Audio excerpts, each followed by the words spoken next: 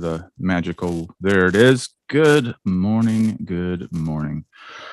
Happy Tuesday. Happy August 16th. Happy Tips and Tricks Day. How's it going, Michael? It's going great out here in the Grand Canyon State.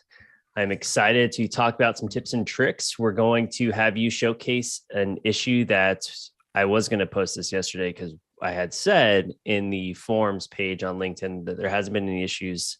But there was one that came in and Mr. Arley was able to replicate it. So we'll start off with that. I'm excited to talk about that, and I'm excited to see some new faces here on the MCR. My name is Michael Chave. I'm a senior AEC technical specialist here at ATG. I'm started out in the industry doing structural design, just to give a little bit of refresher for those folks that are a little bit newer to the MCR.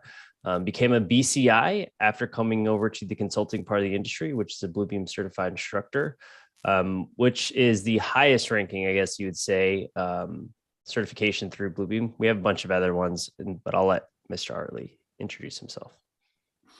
Jason Artley, civil technical sales specialist. So I've spent about 25 years in the industry and worked about a little over 3 years as a tech here at ATG before moving to the pre-sales side. So now I spend most of my time working with clients on any production needs or training needs to help identify what would be a best solution for their firm. But yeah, Bluebeam is something I'm still talking about quite a bit, especially with the changes coming up, and especially, continuing our morning copy review thing that we got going on here. And we'll do one last thing before we kick it off, Mr. Arley. Just so folks know, what is your favorite coffee? Those folks that are going to XCon, and what is your favorite beverage? Well, coffee, this is funny because when we started this over a year ago, I was on Team AeroPress, and thanks to DJ CJ, whose generosity knows no bounds. A nice French press arrived at my doorstep later last year, and I've been using that every morning. So I like just plain old black French press coffee. Wow. AeroPress is still my treat if I know I'm just going to have one cup and I want to make that cup count. And if I'm paying for coffee, I'm getting a Americano, usually iced. And you got me one of those last week. I did. Week before. So, but I did not get you one the first day, so I felt very bad. But no when worries. You stayed here, I got you. We made a cold brew here. Mm-hmm. Yeah, good old cold brew. I was thinking about making a batch too. But otherwise, DJ CJ, I didn't think you liked coffee. I thought you were sugar-free Red Bull all day, every day. All day. Iced Americano. All right, it's going to happen. But otherwise, I like all sorts of beverages, iced tea, and then, if it's got a little hooch in it, I'm good with that too in the evening. There you go. But yeah, we're going to be having some fun at XCon. So looking forward to it. But let's talk about some things. Let's share my screen and you don't have to look at us the whole time. So if you didn't know, review 20.2.80 came out last week. You should get a nice little pop-up telling you that it had come out. If you haven't done that update, you can go to help and go to check for updates. There it is. It's up to date. If you didn't do that update, it would tell you that you can download 20.2.80, and it has a number of new features and bug fixes in it. And if you go to what's new, it'll pull up the web tab here. Also, one of my tips and tricks that I wanted to sneak in, if you didn't know there was a web tab built into Review, it is pretty darn handy. But this came out 7 days ago. Whole bunch of things in here, but we did find a bug. It was brought to our attention through a support ticket. One of our customers had said, "Hey, I'm having this issue," and Kyle Davis, who you've seen here on MCR before, was able to replicate it. We couldn't get it to happen in 20.2.70, and then I decided to do the install, and I found it myself. So I figured we'd show it off. It's not that big of a deal, but it's still something that we brought to Bluebeam's attention, and there'll probably be another fix coming out here soon. So what it is, now if you haven't done review 20.2.80, It is about 945 megabytes. You will have to restart. You will have to close things down. Plan on 10 minutes or so of update time. And what happens is if you are in a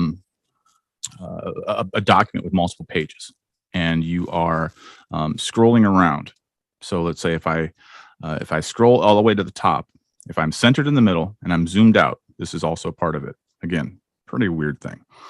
If I'm zoomed out like this and I scroll to the top, watch what happens to my PDF. Boink, it jumps over to the left. So if I go back to the middle and I scroll down to the bottom, bink, it bumps over to the left. Weird little bug. Only seeing it happen. Bad. No, but it's enough to be annoying. Certainly, if you were, in here and you're looking for something specific and it jumps. Just don't go all the way to the end. It's at the end. Yeah. Right. Yeah. It's if the top or the bottom, but only if you're zoomed out. So if you're full page, not an issue. Minor little thing. That's the only thing we found. It's not enough to prevent you from updating. But it's one of those things where there's probably going to be an update coming in pretty soon. Now, if you do not have active maintenance, you can't update. So you're kind of out of luck there anyway. You're also out of luck when I had to console myself before I was about to speak. So that's why there was a pause. Because I was trying to figure out what I was going to say, but not release too much information that we need to have a one-on-one with you to talk about. But you should be on active maintenance prior to the release of Review 21. That way you get the best decision financially for your firm. Is that better put? Yeah. I mean, you want to be on active maintenance anyway. We see a lot of support things come in, and there's still so many people out there on Review 12, 13, 14, 15. They're on these old versions and like, oh yeah, we use it every day. Okay, well, why aren't you taking advantage of all the new things that are actually in Review? There's some amazing things. Some of those we're going to show off today in the tips and tricks. And,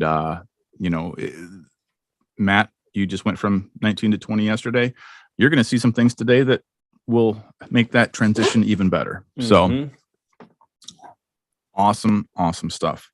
Anybody else out there holding on to an older version? I talked to somebody yesterday that was using 11 and 12. I don't think I've ever seen those. So it'd be almost kind of fun to go in the Wayback Machine and see that and get those little blue circles back. But again, why? It's like holding an old flip phone. Yeah, it'll make calls, it'll do things, but I did like the snake game on the flip phone. So it is definitely not the same with the new iPhones. I don't got the snake game. I wonder if you could download it. Yeah, the snake game was good. I was probably the best like on my Nokia phone. Yeah, there you go. I know we had a few Nokia folks here on the call. There has to have been some. You used a corded landline the other day. Oh man. I have a corded landline. You do? Yeah. Uh-huh. Do you have a soft phone? I do. Yeah, no, I have a corded landline. Yeah, I have a soft phone here at work, and that's always weird because I do have the corded one, but it's in my closet. Don't need it. All right.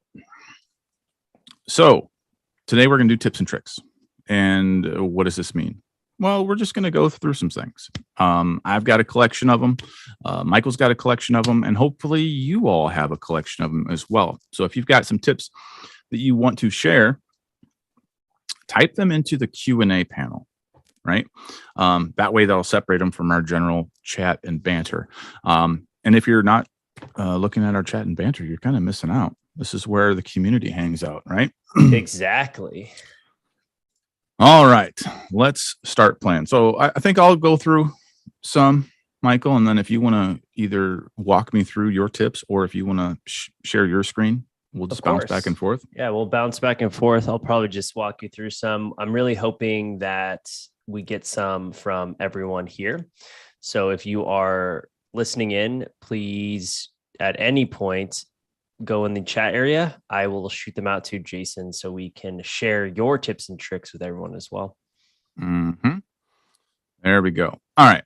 So I'm going to kind of go in no random order, which shouldn't be any surprise to you for anybody who's watched me do this before. But I'm going to start with one for Matt. Since Matt went from 19 to 20 yesterday, here's something that he doesn't know. He might not have used already. I'm not to discount what you've already been playing with, but here in my default training data set here, which has already been set to scale, I'm going to go ahead and create a length measurement, and let's just measure this little piece here. So another tip. I'll come back to that. It might be really hard to see, but by my cursor, when I get to the end of the line, is a red box. So I am actually snapping to that content that's allowing me to place that measurement accurately. I'll come back to it. But one of the new features in Revu 20 is the ability to change units without affecting your scale. So if I want to see this in millimeters instead of inches, I can come up to the top to my dynamic status bar here and change my length to inches or inches squared or yards or millimeters.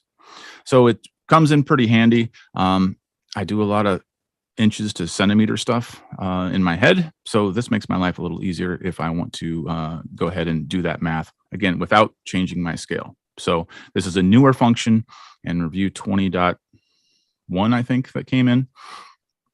But yeah, that's a lot of M&Ms. Oh, wait, millimeters. All right. So going back, if you didn't notice that little red square, which is hard to see, that can be found in your Revu preferences. So another tip, few tips live in here. Number one, in your preferences dialog box. So Revu and then go to preferences. I'll go back, Revu, then go to preferences. You have the ability to change your username. This doesn't affect anything with your license. It just affects the markups that you do. And I like to put my little company name in there if I'm collaborating with somebody so they know where I came from. I also like to set my theme to dark, but I always recommend coming over here to grid and snap because by default, these are not enabled. So snap to content and snap to markup. And then I change my snap color to red. That way it shows up and that makes it so you can see it a little better. All right, so there's another one of my tips. So David had one while I was in here. Go add the crosshairs. Where was that one at? I forgot. It's go to view. Exit out of here. So it's in view? Yep. I thought it was in preferences. Rulers and crosshairs. Full screen crosshair. So for you old school AutoCAD folks, raise your hand. Full screen crosshairs. Ooh. Handy. I'm not that nostalgic over it, but I know a lot of folks still enjoy that one. So there you go. There's a question about, does the username change the studio ID for your Bluebeam ID? Nope. So your Bluebeam ID is separate from your username, which it'll probably change here with Revu 21. If I could look into my crystal ball, which I'm looking at, Mr. Hartley, it may or may not just be tied to your Bluebeam ID in the future, but for Revu 20, it doesn't affect it. In order to change your Bluebeam ID, you have to go to studio.bluebeam.com. And then in there, you can change your Bluebeam ID. Correct. Matt said F8 adds a status bar. Yep. Usually when I go through training, I like to talk to folks about that too, because some people accidentally, I'm not going to say the term for it, but they just press keys that aren't the right keys. But they go and press F8, and F8 does remove the status bar. But you can find those both. It's a status and navigation bar under your tools, Mr. Early, if you want to show where that is. Under tools in the menu bar. Oh, zoom controls blocking everything. There we go. Tools. So you have tools, and then from there you have the toolbars down at the bottom, the flyout. Yep. And there you are, status bar navigation. So status bar is F8. Again, on my tip list, because this thing is way more powerful than you think it would be. So hit F8 with me, everybody. See how it pops up. And with this, it will actually guide you. So let's just draw a line. Look what's going on. Select start point and drag mouse to end. Holding shift will snap. Oh, it will? No, it won't. So also on my tip list was the shift key. If I'm drawing a line, if I'm just drawing a line, I can draw in any direction. But if I want to draw a straight line, I can't. There's no ortho like there is in CAD software. But if you hold down shift, it gives you sort of a polar lock where I can lock to 0 degrees or 45 or 90 and vice versa. So if you want to draw a straight line, hold down shift. Yeah. And you can't change that, right? The angles? Yeah. Not for the polar snap, but you can draw at a specific angle, which is coming up later. Or maybe it's coming up now. Something from YouTube. Stability for 1 and 2, these newer Bluebeam versions still bog out viewing larger 100 megs PDFs. First and foremost, we did a video on that. When was that? Not too long ago. And we talked about the ability to do documents first properties. So that could be a tip. We can see who created the PDF. And if it's not Bluebeam written PDF, we tell you why you should do these steps. We're just going to show you the tips on what to do. The reasoning behind some of these, changing the PDF producer to Bluebeam written PDF, that could also help. The other one would be going through and creating sets. So individual PDFs that seem like they are a single set. The other one would be reduce file size, which I don't recommend if it's a raster PDF. But by all means, if that's what you need to do, that's what you need to do. So those are kind of some of the things that we recommend here. And unfortunately, Bluebeam actually recommends when you're having those issues just to rewrite it and reduce the file size. Right. Another tip, since I don't know if we covered that actually in that session, was that there are some preferences that can speed up the performance of Revu if you are working with those larger files and you've done everything you can to reduce that size. Again, back in the preferences under general, you can go to advanced and you can choose your rendering engines for 2D. Someone's saying 3D. Hi back there. I hear it. Yeah, she's jumping up in her bed. She's camera shy today, talking about my cat, or depending on the day, my son's stupid cat. But today she's my friend. But your rendering engine can be hardware or software, and I recommend trying them both. Yep. You know, you might get different results. So if you are if you're stuck with a 100 meg PDF, right? They're out there. Sometimes you're genuinely stuck. You can break them up. You can use sets. Another topic to go revisit on YouTube. But otherwise, try this. Just try it. Doesn't hurt. All right. So we went through and we did the units, which is a Review 20 feature. Another Review 20 feature that you will see is filtering. I mean, filtering was there before, but filtering is now much better. So if you've ever used filters prior to coming to Review 20, know that you can use multiple filters for any of your columns. So once you enable filters, it's going to glow orange, and then you're going to see some saved filters that you can do, right? That button magically appears. And this one isn't that impressive because my markups list is so sparse right now, but you can filter by anything that sees in there. So if I want to filter by a page label, or if I want to filter by an author, or if I want to filter by a date or anything else, I can do that. If I had a PDF where I had statuses, let's go filter by architect that's not done, right? So I can go through and do a whole bunch of things. Oh, this is a great tip because I actually talked to one of our colleagues here because we have implemented sessions specifically for coordination on projects. was in studio sessions, right? It's a big workaround to get custom statuses. And if someone added a PDF that didn't have the custom status presets, a great way is to use these filters instead, because you can still set statuses of complete or non-complete, and you can visually see with this filter list here which ones are completed and which ones aren't from gray or their native color of markup that they were made in. So that could be a way where, you're in sessions, you didn't create this PDF, it was added and they didn't do those custom statuses in there. You could filter by, so if you go to all that you had here and we just filter by author, we could do the same thing for status, right? For blank, I would search for blank because things marked completed you probably don't want to see.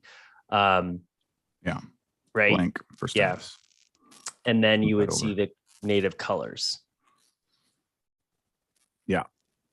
So that's a good way to do it too. So is a workaround, because one of our colleagues is like, I can't find them, so I'm having to highlight them. No. So filtering is magical. Also, is okay. That is your question. In the author column, this is all me, right? These are different names based on what I put up here in the preferences. So I've been hanging on to this file for maybe a little too long, but without resetting it. But my username up here controls what appears down here. Yep. So can I merge them all? No. Can I edit them? Yes. So I can go manually type those if I really wanted to. Yeah. And from Anonymous on the YouTube that said that they're waiting to upgrade because they're not seeing a performance gain, I'm assuming is the reason why you're waiting to upgrade. Just be aware. You should probably have a call with one of us, especially before the newest version comes out. Because if you're still using it every day, just be aware if you're on 19, end of life happens March 21st, 2023. But something even more significant is happening next month. So I would just recommend getting with us so you can save at cost point. Exactly. And since you said next month, I'll just say next month. Anyway, question from my neighbor, Jill. Can a custom hotkey command be created to easily change status in the market panel? Ooh, I do not think you can do that. What do you think? If you change the username, does it update previous comments or just the future comments? Oh, Michael went to a different question. Oh, sorry. I don't think you can do a hotkey to change your status. That would be pretty cool. But it doesn't let you. Is there an option just to get the status on it? So if you select it and then there's the hotkey. So can you just go to review? What? And then keyboard shortcuts. Ta-da! Another tip. Search. If you didn't know this.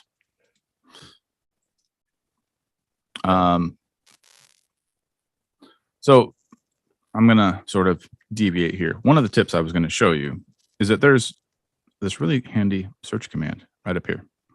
So again, a review 20 tip that just came out, over a year ago, but find tools and commands. So if I do zoom controls, want to get out of my way.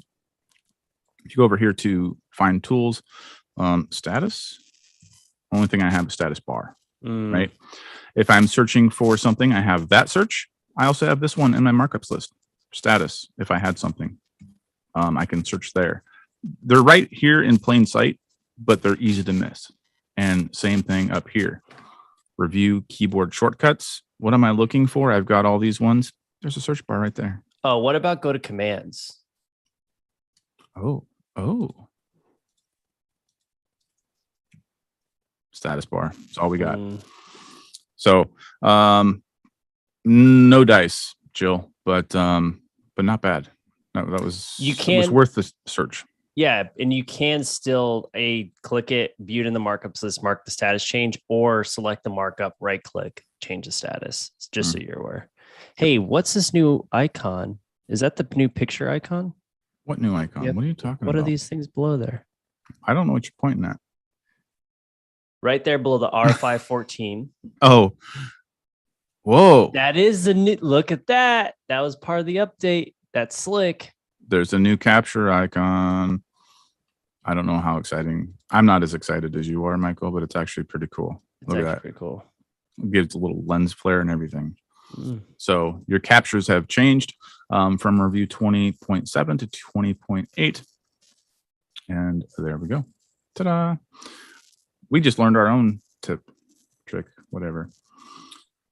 Okie dokie. Chat's going nuts. Let's see here. Oh, this is a question for you then. Response to our anonymous friend on YouTube. PDFs are being printed from Revit using the Bluebeam printer. Now, are they being printed as in you go up to print, or are they using the Bluebeam add-on? Would be a question to ask first. So you got to have Revu CAD or Revu Extreme for that. Might also need new processors, graphics cards, or new computers, BIMbox. We can help you with that too. That's what I said earlier about the transition. And then they just commented too. And yes, sorry, DJ CJ, I'm also on the tube. But they were also saying in terms of the end of life date, I would, and I had said it earlier, and I won't say it again, but sooner, probably I would try to say book your, what did we call it the other day I was talking about that we have for Jolie? Oh, a consultation. There you go, Mr. Artley. So I would definitely book your Bluebeam consultation by the end of this month is what I'll say.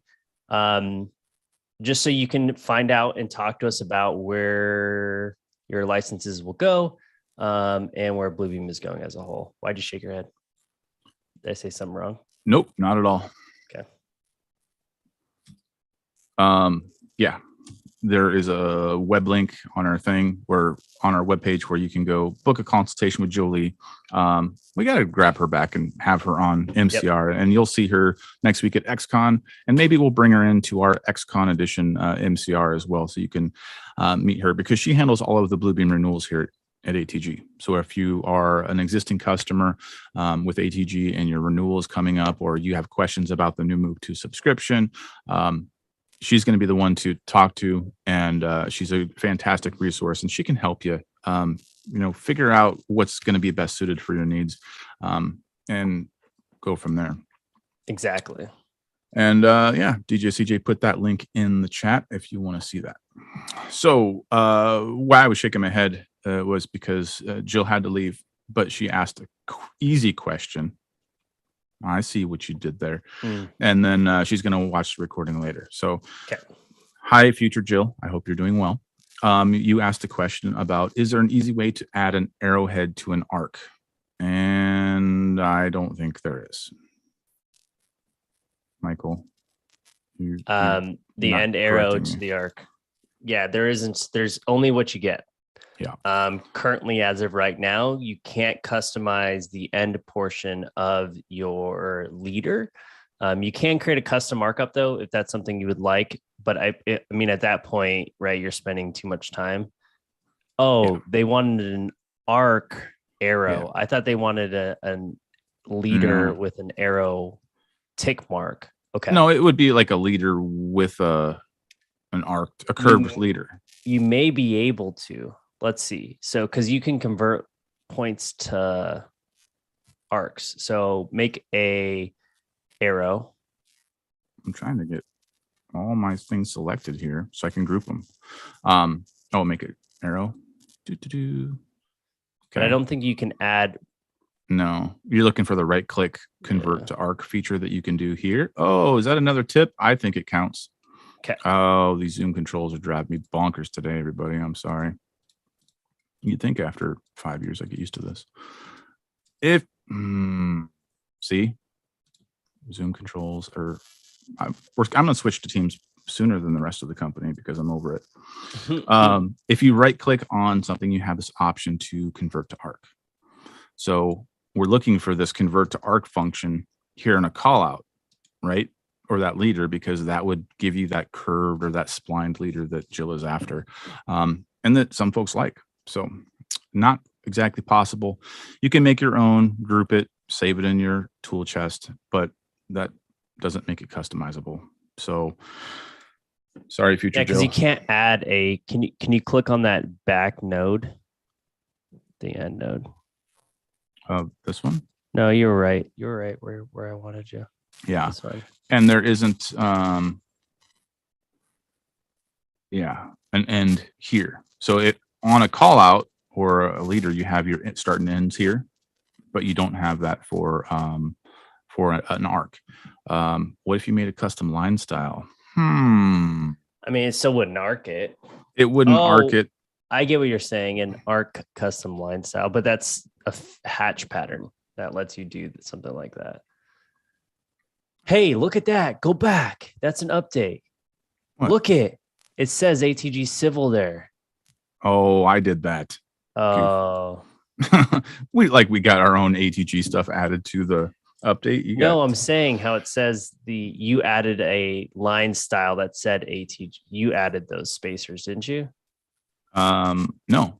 Oh, well, that's new. Pretty sure. Because I'm in the old one. Hold on. It doesn't do it here in your normal status bar. I wish it did. I don't like to update things. Let Mr. Hartley update them, and then I'll go through. And I'm the worst because I'm always like, go update. Right. Let me click this. All right. So if you're new to MCR, we're no stranger to what we call squirrels. And hey, look, what's that? Let's go look at something else. Oh, mine does it too. So what we're looking at is something that maybe we weren't paying attention to before. If you do custom line styles, and I know we've covered this before, and we'll certainly cover it again next Tuesday at XCon. Just saying, you can do your custom line styles, and you could have different sets for that, right? So I've created some civil ones because I'm a civil guy, and I was showing off how to do those things. And if we look in our standard dynamic bar up here, they're kind of all grouped together, right? And what we were excited about was that over here in the properties for my arc, notice there are separators. So here's my standard list of line types. Here's my advanced list of line types, which is also included with review. And then here's my ATG civil. So having that separator is what we're looking after, which would have been pretty cool, right? Because then you can see, oh, what exactly are these for? So there's that. So yeah, maybe if you had a polyline or you did a custom line style that had some arrows to it, you might be able to fake it. But again, you're kind of manipulating things that shouldn't need to be manipulated. I don't know. I mean, it makes sense. I would hope at some point they allow you to convert it to an arc, because some folks use an arc reference for arrows to make it more relatable. But hopefully Bluebeam doesn't get ahead of itself for their desktop version and kind of not update things that are there. But hey, what if you want something? How can you request it? You can come up here to help and make a suggestion. And this isn't us just saying, hey, you should go do this. This actually does work. Especially there's a lot of us here in the community that listen into these and watch these videos. So helping one person may help also your next suggestion. The more they get of these, the more they will respond to them. Yeah, there you go. I was about to sneeze. That's what I was guessing you were about to do. All right, let's get back to some tips. All right, one that drives me bonkers: the text boxes. I've made this big old text box, but I really just want to say 2 words. Let's go. Now I've got all this big old text box. You can totally go to your preferences and go here and go to here, auto size text box, call out markups, right? Which will automatically size your text box to the words that you have in there. But sometimes that's not what you really want to do. If you want to do that manually, Alt-Z on the keyboard. So you can do your thing. Alt-Z will auto do that. And what happens if you keep typing? And then 2 words, adding in some now more. adds more. Now my box gets bigger. It's auto So sized. you would have to stretch it though. Okay. So it only returns it from that Correct. ordered area. Okay. Mm-hmm. So that's one of them. Another, if you haven't played with stamps, they can be fun. They can also be super boring. But anyway, we're going to approve this set of plans. Now, one thing that comes up here often is like, well, why would I want Review Extreme if I can do batch things to multiple things at one time, right? You can apply a stamp to multiple pages with Review Extreme, but you can also do it with standard. If you click on any markup or a stamp or whatever, you can right click on it and go to apply to pages. And I can apply this to all of my pages at the same time. Ta-da! Now every page is going to say approved in the same spot. Okay, I missed a couple of spots, but you see where I'm going there. Apply to pages is a underutilized thing that I think counts as a tip. It is. I actually like to use apply pages. There's another way you can do this from the thumbnails. Oh, yes. Yep. And this way, I was talking with a client the other day that wanted to copy things because they wanted symmetry in the same spot, same location. But you can right click, you can create something as a stamp, right click and apply a stamp this way. But this allows you to apply it in a 4-quadrant area at any location. So in the quadrants, any location in the quadrants. Sometimes I say things that I don't really mean. So yes, this one, you get to paste it in those 9-quadrant locations on each and every single page, whatever stamp you want to. So you get to go through and quickly paste it in that same location. Let's just do bottom left. Yeah, that checkbox is kind of small. You got to be accurate with your clicking there. But blend modes, we talked about that in a couple of different episodes. But let me find a better stamp. European date. There we go. So I don't know. Yep, why just hit OK. Just hit OK, but that's not bottom left. It should work. Yep. Boom. What? Where? Oh, bottom left. It's itty bitty. Look at that. So yeah, there are some. That's a good trick. I don't know if I would use that though, but someone will. Someone did. Yeah. Someone because did. they wanted from top left down some type of like checking of things, and that will allow them to go through and do that. Ooh, Doug with the headers and footers. Speaking of headers and footers, anybody ever play with these things? Yes, that Doug, I don't disagree, but what they wanted was a custom like line work with some lettering, which you can't do in headers and footers. Headers and footers is just verbiage. Yeah. Right. It kind of ties into one of the tips that I was gonna sneak in here, and it might not be as mind-blowing to some of you, but for me, it still comes in handy. So I'm gonna go try not to talk and click at the same time. We all know that this never ends well. But if you didn't know, inside of Review, you can edit text. As long as you have a true type font, you can edit text usually, right? You can go over here and edit text. As long as it's vector based. Yeah, vector. But I mean, as well as it works, it's a little clunky, right? Let's be real here. But make it shiny. There we go. Because that's how I roll, right? Your cursor doesn't always go where you click. See, I'm trying to click there. It can be frustrating. And if I had to do a lot of text edits, I'm just going to have a bad time. What you can do, if you didn't know, is you can export even a region of your page to Word, right? So I just want to take my first section here. I'll kick that out to Word. Now I can do my text edits in Word, which is popping up over here. And now I have, proper editing capability. So you make Word dark too? Dark mode for everything. I'm an old man. My eyes are not doing very well, so I try to keep it dark. It has nothing to do with my coffee preference or my soul or my music. Anyway, but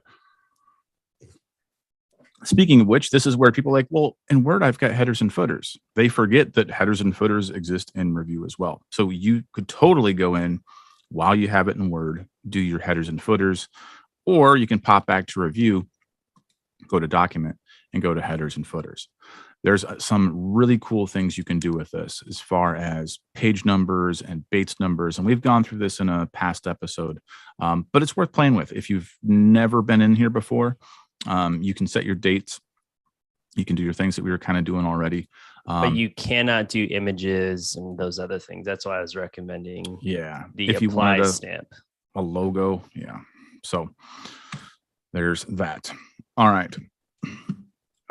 This is my 2-minute warning, Michael. You better fire up your review because I'm going to kick this over to you here in a second. Because my list is getting low. Ooh, good question, Nathan. Will the page numbers update if you add more sheets? I'm willing to test this. Let's find out. I think it will. What do you say? Let's go bottom. Let's do. What do I say? Page number. Page probably 1 not. of N. 1 of N. Okay.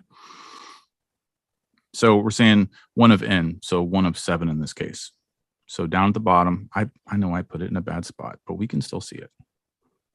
Come here. Page 2 of 7. Will these update if I add more sheets, is what you're saying. I'm going to go with no.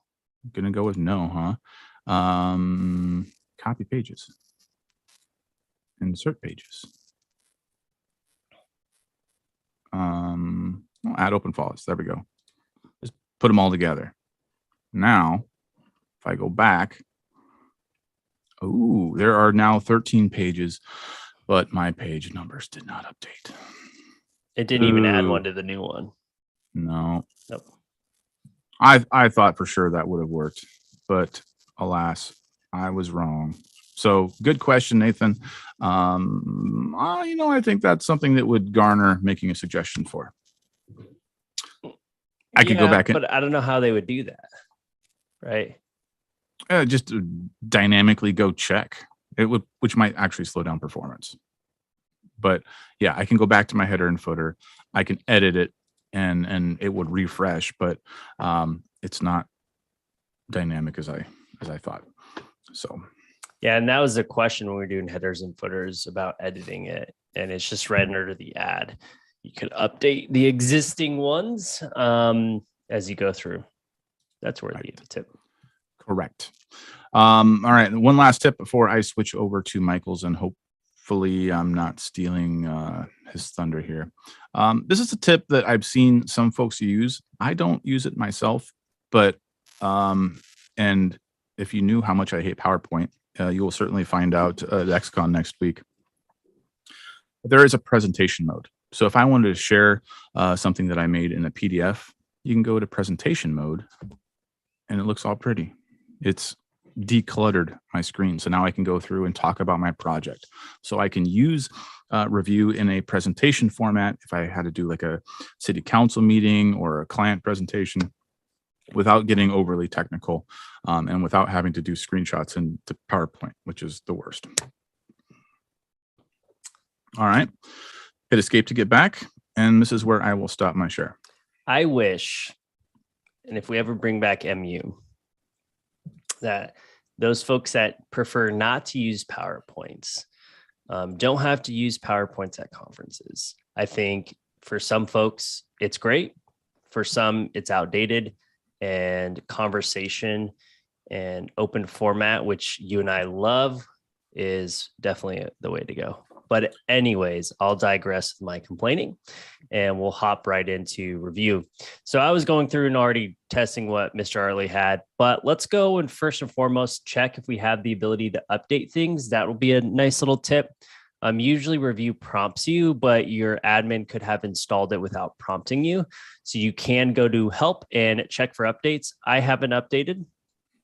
Like I said, I always let Mr. Arley go first and I stay behind and just hold off for a little bit. First tip would be a file attachment of any type. That could be a BTX file. I was training the other day a firm that is already using punch lists on their iPads, and they wanted to be able to bring their tool sets. And this may change. I don't know how it's going to work, but it may not change for the Apple app for the iPad of Revu when you have single sign-on for Revu 21. But to get your tool set quickly over to your iPad is you can create a session and then join the session from your iPad, but attach the BTX file, which is that tool set. So you can go through and attach any file. This could be Excel file, Microsoft Word, a .rvt, for instance, if we wanted to. And you can attach it. I don't like the paperclip, so I always select it after placement, go to my general settings and change this from paperclip to the file icon. That way I see what this file is and other people will see it as well. It kind of, self-explanatory at some point, I would love to say that I need to click this, right? But if you bring this into your session and then your iPad, if you're just on your iPad, you can, I think it was double click. Yep. Maybe it was one click. One press or two press.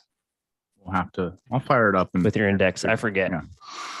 Yeah. But going through and being able to place those, that's usually a good tip. And I'm going to do more basic tips today, not more advanced for maybe some of those newer folks that are using Revu, and some quick tips on just some drawing tools. I would highly recommend checking out our older video and using tool sets. I learned this from even some of our internal staff. They weren't using these. They're just setting things to default, which is going through and changing color. I'm waiting for Jason to shake his head. Going through and changing colors. And then, hey, this is our permanent one that we want to have. They're going through and right clicking and setting as default. But really what you should be doing is customizing what you want it to be, and then saving it in your tool sets, right? You have recent tools. Just a suggestion, go back and watch one of our old items on tool chest and creating tool sets to save your markups, especially with hotkeys, right? As you go through and place those. But really what I want to go through and talk about is some of the options of manipulation with your markup tools. I'm going to go through and add a dimension here. I'm holding cap lock. I'm going to remember, what was this? Santex at 32. Okay. Maybe it's not 32. Oh, this is a detail. My bad. But let's say we had our dimension here and we wanted to move this out of the way because maybe it's in the location of our other dimension, but you still wanted to have the red strings here. How do I move the leader or the notation of what this is? You can always hold shift right over the text. So you select the text, hold shift, make sure you're not in the centered node. You can hold shift, left click and drag, and you can drag it up to a new location. Sometimes it rotates, sometimes it doesn't, but you can just rotate the text back to 90. And then there's your leader for this. So that's a quick tip, adding the leader. The other option is you showed the ability to change lines into arc, but what about the ability to make a different arc, which is 3-pointed arc? So generically out of the box, you have start and then end for your arc, and it's not really efficient. You do have a different option, and this is only if it's in the toolbar menu, by the way, because you cannot hold, I have to remember if it's Control or Alt. You cannot hold either Control or Alt, which I'll find out in a second, from the toolbar under markups and get the access to do this. It has to be in your toolbar here. So if you hold Control as you're selecting it, if you hold Alt before you select it, and then you select the arc, you'll be able to pick your 3 points of placement for your arc. So that's a little quick tip here, and having the ability to go through and do that. Is there some comments? Got to run. Have a good one, David. I use Studio Projects to share all of the tool sets. Yep, that also works as well. That's a great tip from Matt. You can store things in Studio Projects and send shareable links. That works too. How do you export those? You can go to the gear symbol here and you can export out your custom tool sets. Some other quick tips are going through and adding your callouts leaders. So some folks will go through and add callouts. And then to add an additional leader, there's a couple different ways you can select it, right click and add leader, or you can go through and hold shift over the center node of the leader. And then you can add a leader from there by left clicking on it. So that's one way. And you can add an infinite amount of leaders if you want. The other one also is if you're adding text. Oops. I think that's a new one for review 20 for Matt to play with. Adding the new leaders. And then the other one is right clicking and adding additional leaders just from your text. So if you forget you're adding text, you can go through and do that. But I don't want to take up too much more time. I mean, of course I will, because I love talking. But if any of you have any suggestions of quick tips, shoot them out in the chat. I'll run through them real quick right now before we depart. And next time, we'll be seeing some of you in person live at XCon. Make sure you check out our booth. DJ CJ sent that information out. We'll probably post it in the MCR as well. We'll be live out there from a coffee shop. If you want to see us at the coffee shop too, maybe if you want to jump in and say hi to the community in person as well, you could meet us at the coffee shop. I mean, why not, right? We're going to have some fun. And so next week, I don't know what our topic will be, but it's going to be certainly more community-based because that's what we're going into XCon for. But we're going to be having some fun. So find us Monday. There will be some tips on Monday on the LinkedIn group because we're going to do something special Monday night too, I believe, and Tuesday night. Wednesday night, who knows? But yeah, Beth missed you're going to first XCon, half. right? You missed the first half. Okay, so Beth will be at XCon as well. So that's pretty special. We've got our Beth, but we've also got our MCR Beth. So we're going to be having some fun at XCon. Yeah, that's all I got to say. Come find us. Yeah, come find us. And what DJ CJ mentioned earlier is where our booth is going to be at. And I'm sorry, I didn't. The interactive zone. There you go. Yeah. See, this is why I have Artley with me, so he can remember some of these finer details. Thank you, coffee. No, actually, ATG is a platinum sponsor. So that means we spend a chunk of change to be a platinum sponsor because we believe in the Bluebeam product line as well as, our MCR community. So we're going to have a big old booth. It'll be hard to miss. But come find us. We're going to have some fun next week. But one thing that we forgot to mention, because I think we teased it last week, is that today is our tips and tricks episode. And usually this means that we get to give away a prize. And we haven't given away a prize in a while. So I feel like now is the time. Ooh. So if you've submitted a tip so far today, you have 4 minutes to enter in your tip. And then we're going to pick a winner. And somebody might get an email from DJ CJ saying, hey, what's your address? Or maybe we'll just bring it with us to XCon if you're one of the people who are going there. Anyway. I think they should put it in the comments in the comments survey. That's easier for us to go through and review. Okay. Yeah. Either way. Because, I mean, I guess this chat saves out, but we will give out a prize. Hold up. Chris typed one in that I've never, ever heard of or even seen, and I need to try this. Alt page up and page down to view several PDFs in a folder without clicking on each one. Is that like in Windows? Alt page up. Oh. So if I had PDFs and I went. This just says save changes. Alt page up says save changes. Alt page down says save pages. I mean. Ooh. Now, Matt, that's a good one too. Create a count tool to track photo locations for standard and 3D photos. Geolocation. Geolocation is something coming up in Bluebeam Cloud. So in let's just say next month, that might not be necessary anymore, Matt. Maybe. We'll find out. Yeah. We don't confirm nor we deny. So yeah.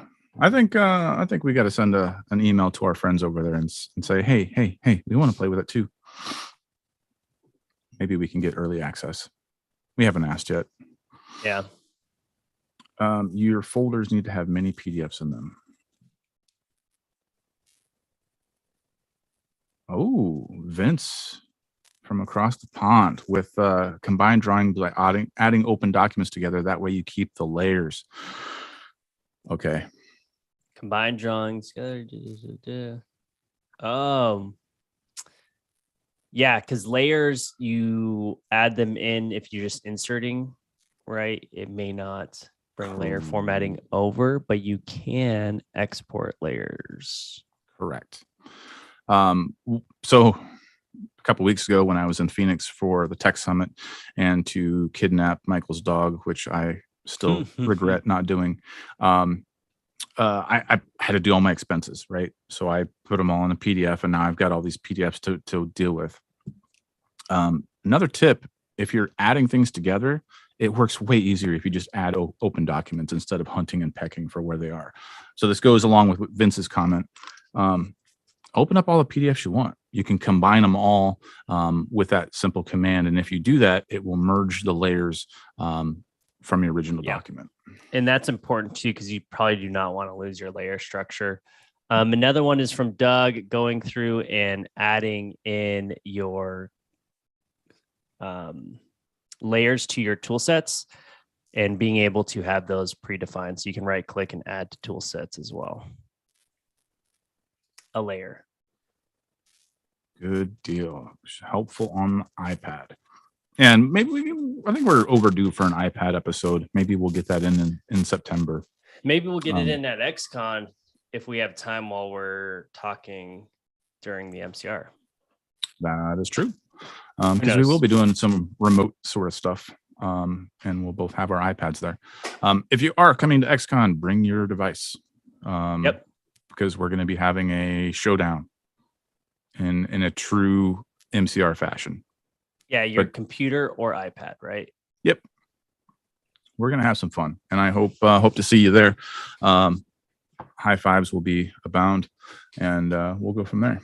But we're getting close to wrapping up. Our next week topic, I don't have queued up because we're going to be in XCon, and we're just going to sort of make it up as we go. But keep in mind, we've got a LinkedIn group for Morning Coffee Review. If you've got any things that come up during the week, or you want to share a tip or ask a question, certainly fire off on that group. And again, we're trying to build a community over there too that exists outside of Tuesday mornings. Can you assign your own icon to a tool in the palette? I'm assuming you mean the tool chest, not here. The toolbar you cannot, but these are your properties mode or drawing mode. And they're the icon in drawing mode of exactly what you've created before, or in properties mode, it's the icon of what the command is and then the outline of the color. So these are just a visual of what you're having prior to placement. It would be cool if we could make your own toolbar icons, but that's got to get under the hood, I imagine, to do that. Well, we are finished up. Remember to comment some of your best tips. I guess we'll go through and review the chat too, but it would be best if you can put them in the survey at the end. Let us know how we're doing. Let us know also in there if you're going to XCon. I don't know if that's a question or not, but be sure we will not be here in our own offices next week. Check out our booth. Come meet us. Come say hi. And also check out our 2 sessions. We're going to do a showdown for studio. And then we're also going to do a building a culture community for around review as well. How can you do that? How can you do that internally? And ask us all the questions on our roadmap of what we've done. Yep. Excited to see some of you next week. And as always, be safe. Take care, everybody. And we'll see you next time. See you next time.